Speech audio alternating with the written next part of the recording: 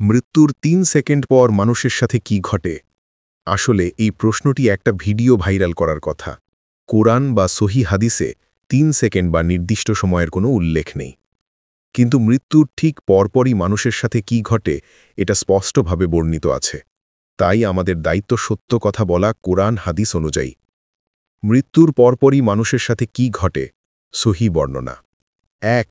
আত্মা বের হবার সময় ফেরেশতারা আসে। সূরা আনআম আয়াত ৯৩। আল্লাহ তাআলা বলেন, আর এর চেয়ে বড় জালিম আর কে হতে পারে, যে আল্লাহ সম্পর্কে মিথ্যা রটনা করে অথবা বলে আমার কাছে ওহী এসেছে অথচ তার কাছে কোনো ওহী আসেনি, অথবা বলে আমি আল্লাহ যা নাজিল করেছেন তা অবতীর্ণ করব। তুমি যদি দেখতে যখন জালিমরা মৃত্যুর সময় থাকে এবং ফেরেশতারা তাদের দিকে হাত বাড়িয়ে বলে বের করো তোমাদের প্রাণ, আজ তোমাদেরকে দেওয়া হবে অপমানজনক শাস্তি, কারণ তোমরা আল্লাহর আয়াত সম্পর্কে মিথ্যা বলেছিলে এবং তার আয়াতের প্রতি অহংকার দেখাতে।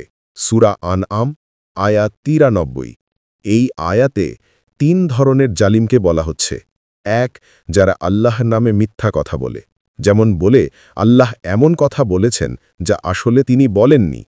আল্লাহর উপর মিথ্যা ফতুয়া দেয়, নিজের ইচ্ছে মতো ধর্ম বানায়। ২. যারা বলে আমার কাছে ওহী এসেছে কিন্তু তা মিথ্যা। এটা সবচেয়ে বড় অপরাধ, কারণ এটি নবুয়তের দাবির মতো ভয়ানক। ৩. যারা আল্লাহর কিতাব সম্পর্কে অহংকার করে, কোরআনকে অস্বীকার করা, তুচ্ছ ভাবা, পাত্তা না দেওয়া, মজা করা, এগুলোও শিরক কুফরের বড় ধরন। এখন আয়াতের সবচেয়ে শক্ত অংশ মৃত্যুর মুহূর্তের কথা। আল্লাহ বলছেন, যদি তুমি দেখতে যখন জালিমদের মৃত্যু আসে, অর্থাৎ যারা দুনিয়ায় আল্লাহর অবাধ্য ছিল, জুলুম করত, কুফরি করত, ফেরেশতারা তাদের দিকে হাত বাড়িয়ে বলে তোমাদের আত্মা বের করে দাও। এটা সাধারণ মৃত্যু নয়, এটা কষ্টদায়ক এবং অপমানজনক মৃত্যু। ২. আত্মা ভালো হলে সহজে বের হয়, মন্দ হলে কষ্টে বের হয়।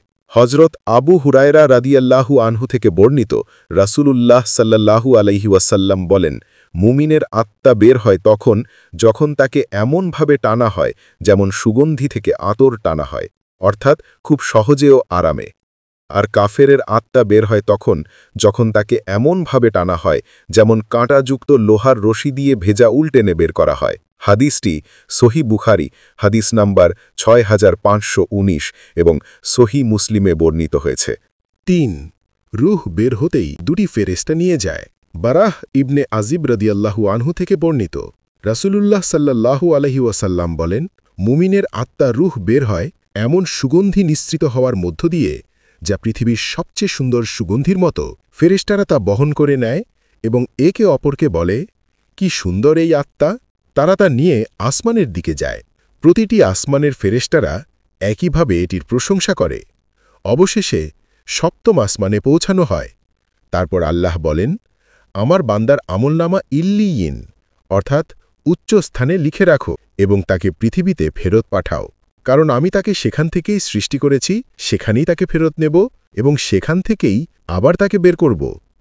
তারপর তার আত্মা তার দেহে ফিরিয়ে দেওয়া হয় কবরে। মুসনাদ আহমদ ১৮৫৩৪, আবু দাউদ ৪৭৫৩, ইবনে মাজা ৪২৬২, ইবনে কাইম কিতাবুর রুহ। ৪.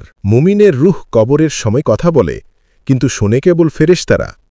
রাসূলুল্লাহ সাল্লাল্লাহু আলাইহি ওয়াসাল্লাম বলেন, মৃত ব্যক্তিকে যখন কাঁধে করে কবরের দিকে নেওয়া হয়, যদি সে মুমিন হয়, সে বলে, আমাকে দ্রুত নিয়ে চলো, দ্রুত নিয়ে চলো, মানে আমাকে দ্রুত কবরের দিকে নিয়ে চলো, কারণ আমার সামনে ভালো জিনিস অপেক্ষা করছে। আর যদি সে পাপী বা কাফির হয়, সে বলে, হায় আফসোস, তোমরা আমাকে কোথায় নিয়ে যাচ্ছ? সহি বুখারী কিতাবুল জানায়েজ।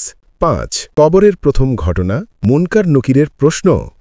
মানুষ মারা যাওয়ার পর তার জন্য শুরু হয় বারজাখের জীবন। এই জীবনের প্রথম এবং সবচেয়ে গুরুত্বপূর্ণ পরীক্ষা হল কবরের প্রশ্ন।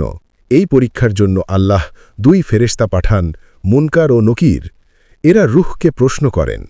কবর তখন অন্ধকার, ভয়ঙ্কর এবং মানুষ অসহায় অবস্থায় থাকে। ফেরেশতারা ৩টি প্রশ্ন করেন। ১. তোমার রব কে? অর্থাৎ তুমি দুনিয়ায় কাকে উপাস্য মেনে চলেছ, কাকে ভয় করেছ, কাদের কথা মান্য করেছ? ২. তোমার দিন কি? তুমি কোন জীবন ব্যবস্থার অনুসারী ছিলে? ইসলাম কি সত্যিই অনুসরণ করেছিলে নাকি শুধু নামেই মুসলিম ছিলে? 3 এই মানুষটিকে যাকে তোমার নিকট পাঠানো হয়েছিল, অর্থাৎ তুমি কি সত্যিই নবী মোহাম্মদ সাল্লাল্লাহু আলাইহি ওয়াসাল্লামকে অনুসরণ করেছিলে, তার সুন্নাহ মানার চেষ্টা করেছিলে, তাকে ভালোবেসেছিলে? মানুষ মুখস্থ বলে এই প্রশ্নের উত্তর দিতে পারবে না। কবরের প্রশ্ন মুখস্থ বিদ্যার পরীক্ষা নয়, এটা ঈমান, আমল এবং অন্তরের সত্যতার পরীক্ষা। দুনিয়ায় যেমন জীবন কাটিয়েছ সে অনুযায়ী উত্তর আসবে। কোরআনে এর প্রমাণ সূরা ইব্রাহিম আয়াত ২৭ আল্লাহ তাআলা বলেন, আল্লাহ ঈমানদারদেরকে দৃঢ় বাণী দিয়ে স্থির রাখবেন দুনিয়াতে ও আখিরাতে। সূরা ইব্রাহিম আয়াত ২৭। এখানে আখিরাত বলতে অনেক মুফাসসির বলেছেন কবর, কারণ কবরই আখিরাতের প্রথম ধাপ। মানে দাঁড়ায় যে দুনিয়ায় ঈমান নিয়ে জীবন কাটিয়েছে, আল্লাহ তার হৃদয় দৃঢ় করে দেবেন এবং তাকে কবরের ৩ প্রশ্নের সঠিক উত্তর দিতে সাহায্য করবেন।